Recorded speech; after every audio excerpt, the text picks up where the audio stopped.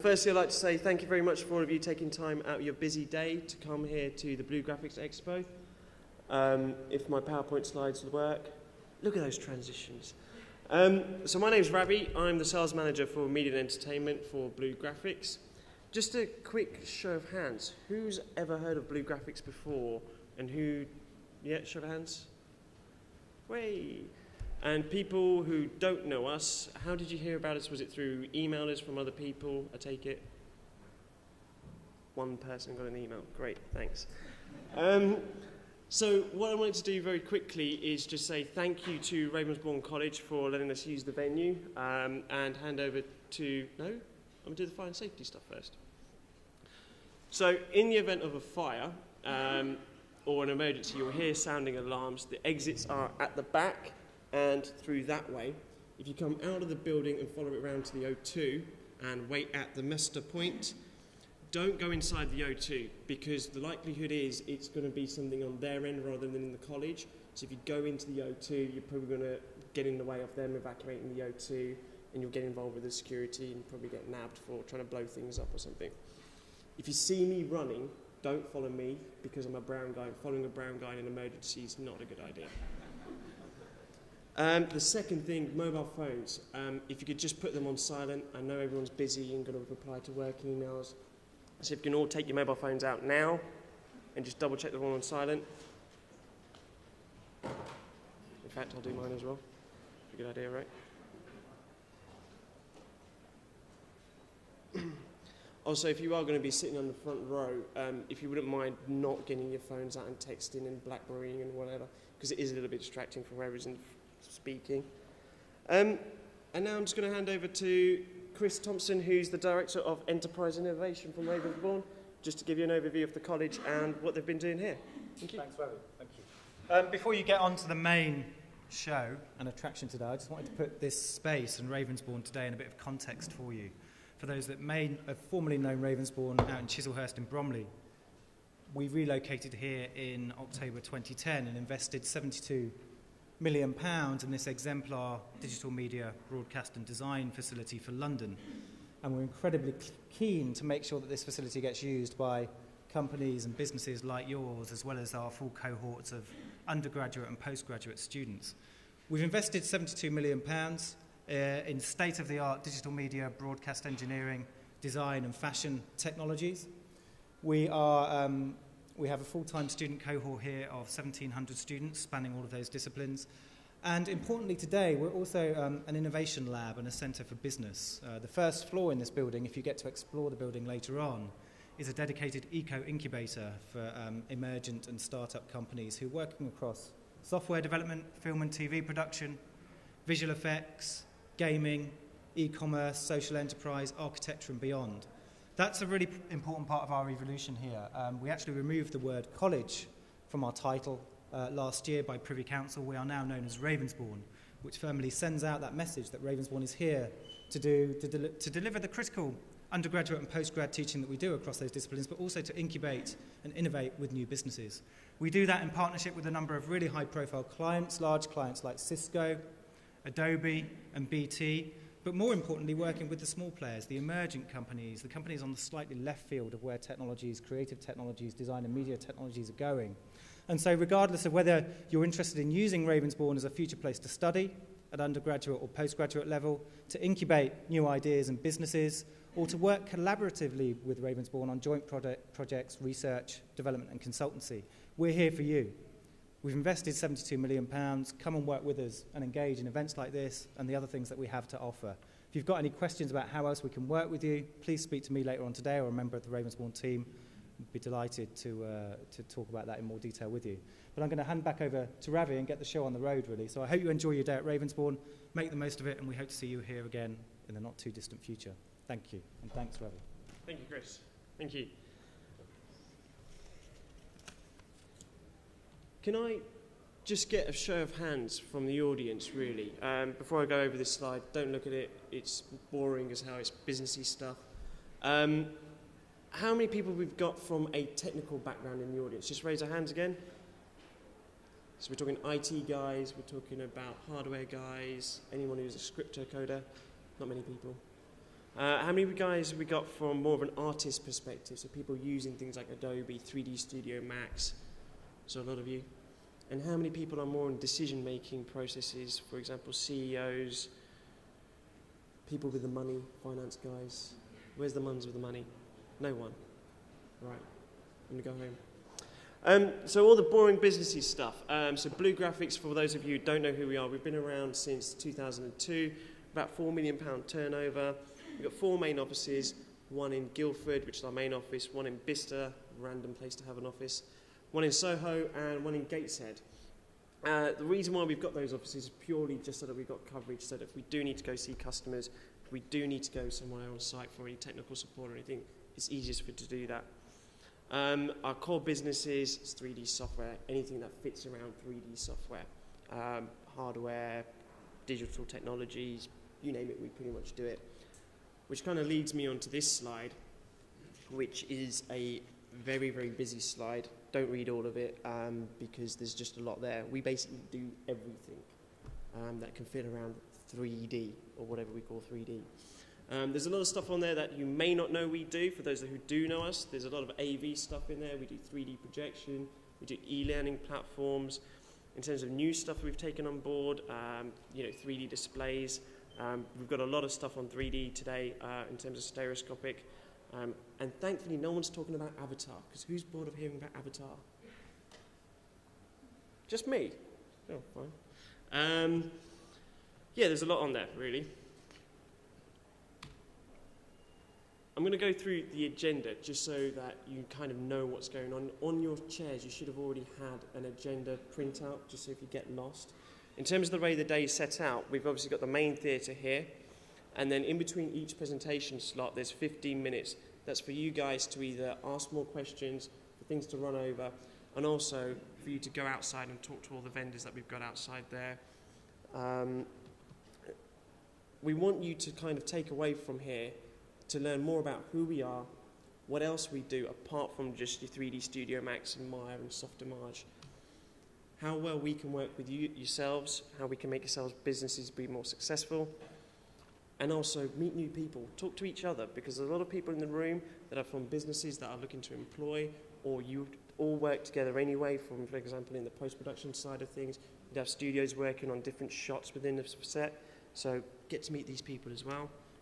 And also win an iPad too, which I'm sure pretty much all of you have turned up for, and not to hear me talk. So the day itself, in the morning, straight after me, we've got Mike Walsh in here talking about NVIDIA. He's going to go through the basic fundamentals of why graphics technologies are around. He's also going to be talking about some of the work that they've been doing and why you would look at a professional graphics card over a gaming card. Then after that, there's a 15-minute break, as I said, and then we'll have in here, we'll have Autodesk, Jamie and Graham from Autodesk. They're both application engineers. What they're going to do is give you kind of like a very high-level overview of the new features in both 3D Studio Max, Maya and Softimage. They have got breakout sessions later on in the afternoon after lunch where you'll be able to have more of a one-on-one session, ask them, pick their brains, throw things at them, draw on their faces, just abuse them as much as you like. In breakout room 1, which is on the 2nd floor, so if you come out of this door and go up the stairs to the 2nd floor, there's also a lift, and go to the end of the corridor, we've got the breakout rooms. We'll have Jeff from BlueArc. For those of you who don't know who BlueArc are, they are a sort of a tier 1 top-level storage provider. So if you ever heard of the likes of Isilon or NetApps or anything like that, these guys are kind of on their level, but a hell of a lot better. Jeff's going to go through some of the projects that they've been working on, some of the opportunities in the VFX market, and also talk to you about some of the films and the games that you might have heard of, which have used BlueArc technology. We've then got in breakout room 2, Microsoft, who's going to be talking about Office 365. For those of you who don't know what Office 365 is, it's allowing you to have enterprise-class email storage and servers up in the cloud without having to have an IT manager managing any of this. So for small businesses and home users who want that enterprise-level storage and email systems, you can get this from sort of £4 a month per user. So it's quite cheap, and it's quite cost-effective, and you don't have to worry about anything. It's all up there, and it all works. Then again, a 15-minute break, and in here we've got our first guest speaker of the day, Matthew Bristow and Raj Roy. Matthew Bristow is the head of production for Prime Focus, and Raj is the senior stereo supervisor.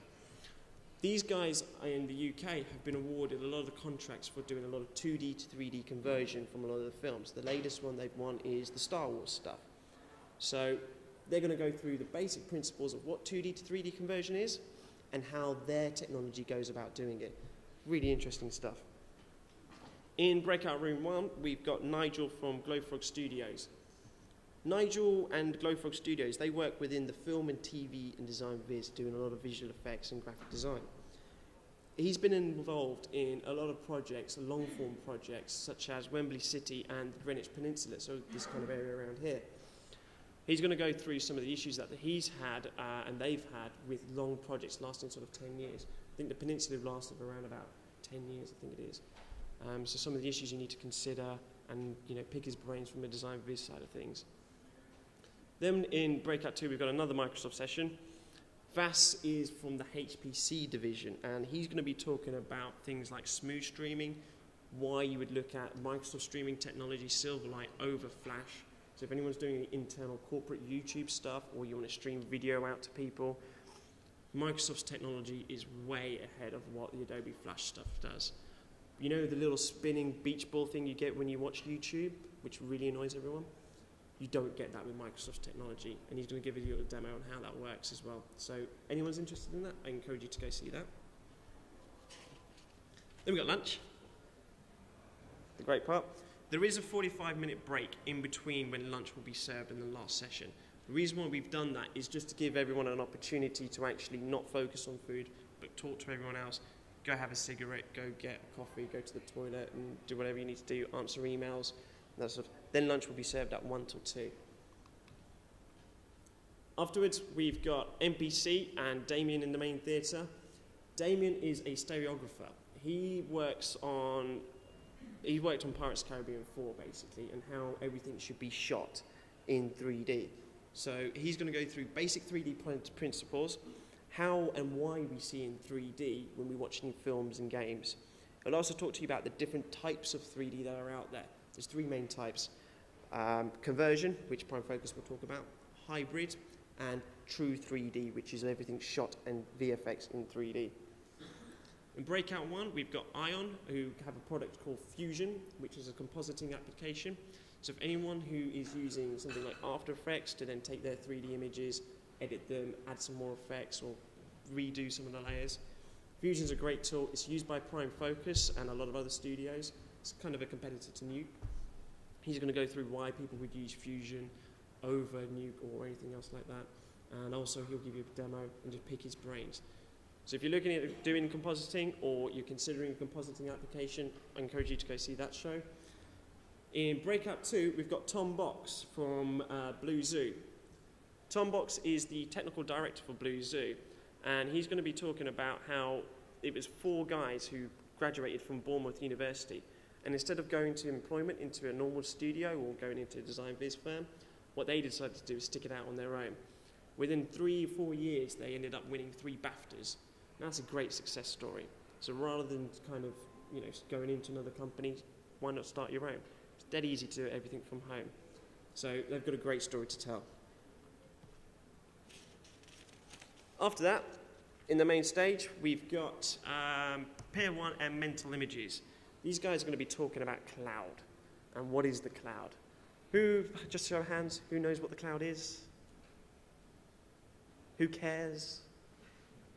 One person at the back. Cool.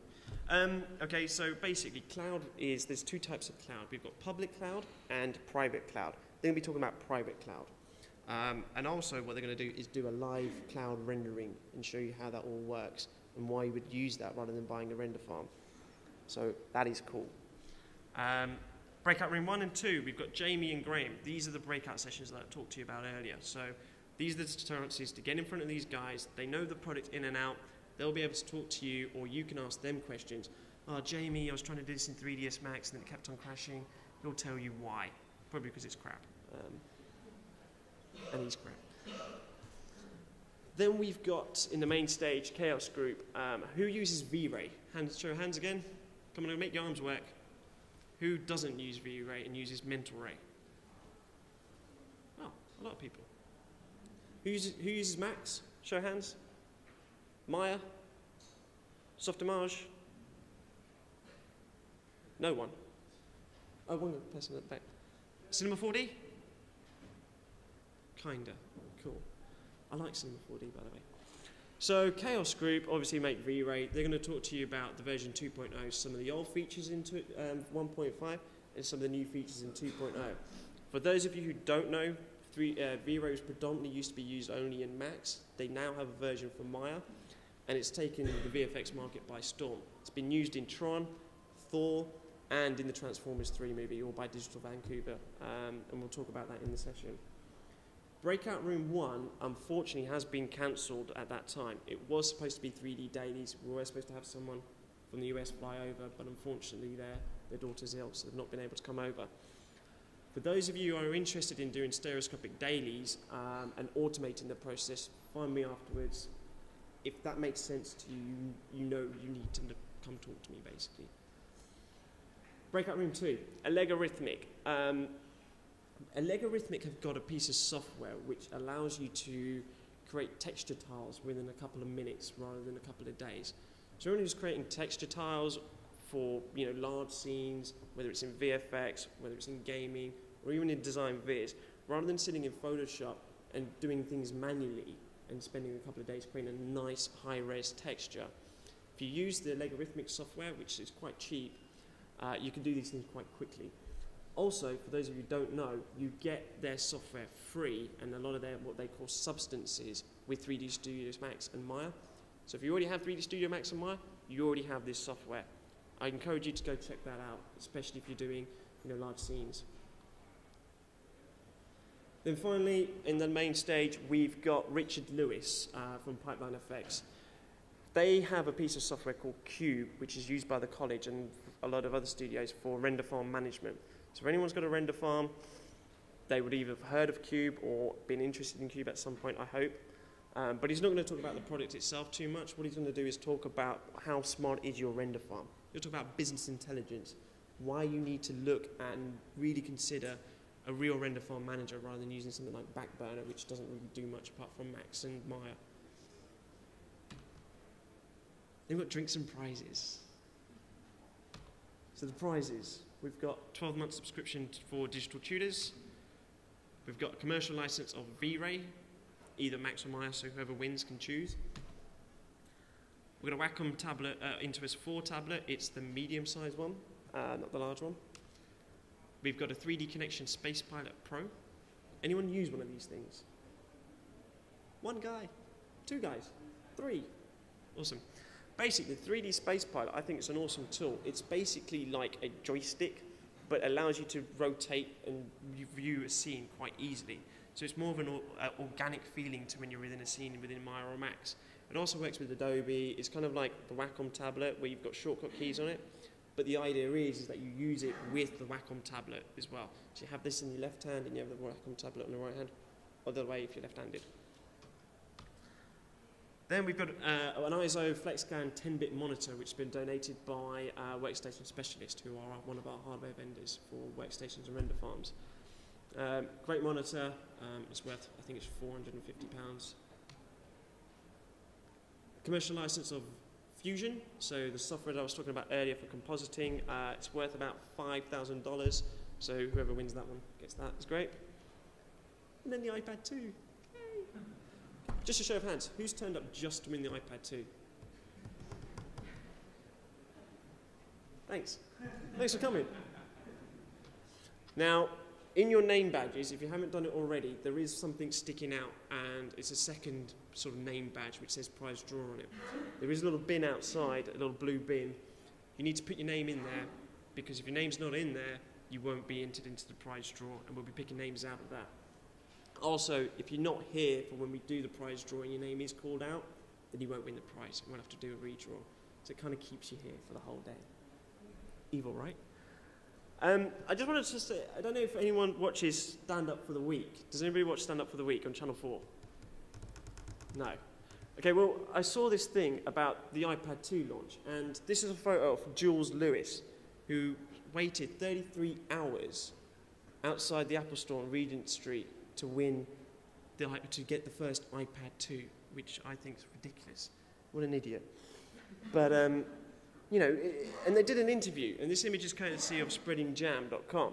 And this is what he said was his reason for standing outside the Apple Store for 33 hours. Why is this so important to you? Well, if you're a competitor in the Olympics, you always want to get that gold medal. So if you're a competitor, it's like, you know, getting a gold medal. And you waited 33 hours to get an iPad 2. He then goes on to say things because it's faster, it's more innovative, it's more productive. And this kind of got me thinking about this event here today. And using the latest tools and technologies will make you be more successful. It's not about spending money, it's about how do you be more competitive? How do you be quicker at doing the work that you do? These guys who make these softwares and use these hardwares and make these hardwares, they don't make them for fun. They don't make them just to make more money. They do it to make it everything more productive, to get better effects, to be more creative. And this kind of got me thinking, is this guy, okay, he's a bit of an idiot, right? Why would you stand outside for 33 hours? If any of you come to our office and wait 33 hours for the next Studio Max or anything like that, get a life, please. But it's kind of got me thinking about, you know, this is why people should come to these events, to learn about new technologies, learn about what everyone else is doing, and hopefully you will enjoy the day and take something away from today. So thank you very much, and enjoy the day.